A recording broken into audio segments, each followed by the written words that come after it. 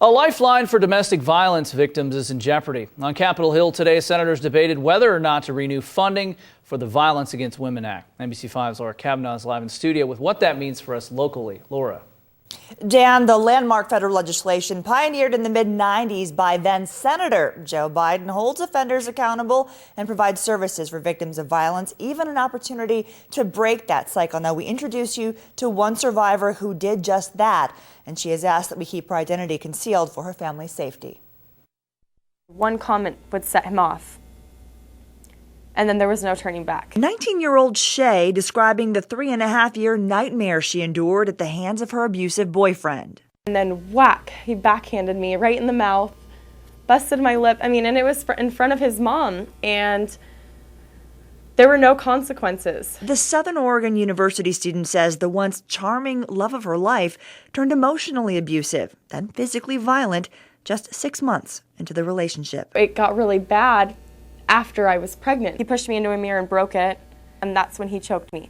And he brought me to the ground with his hand around my neck.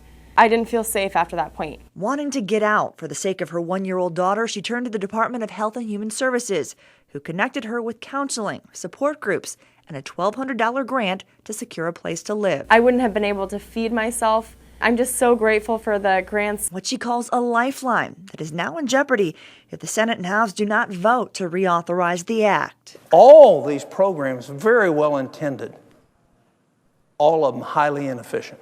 On Monday, Republican Senator Tom Coburn sharply criticized overspending and program duplication by the Justice Department, calling the Violence Against Women Act wasteful. It's important for people to know that while that debate is going on and while those delays happen and all that, that is actually affecting services here in Jackson County. Our grant will run out at the end of July, and we won't have those services if we don't have this act reauthorized. Jackson County District Attorney Beth Heckert argues that the Violence Against Women Act, or VAWA, is critical to putting offenders behind bars. The grant funds 1.5 full-time advocates for domestic violence and sexual assault victims. And an advocate absolutely helps the prosecution in keeping the victim informed of what's going on and involved in the prosecution and having a role in it so that they stay involved and they don't want the case dismissed. Last year, the DA's office served 1,900 crime victims, and VAWA funded advocate services to 850 of those victims. And Oregon Senators Merkley and Wyden have called for passage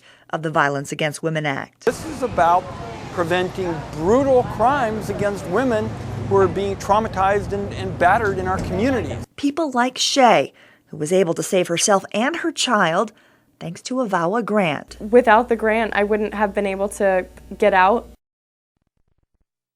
Well, the U.S. Senate continues deliberations tomorrow with a final vote expected by noon. Then it's on to the House for what is expected to be another contentious battle. Live in studio, Laura Kavanaugh, NBC5 News.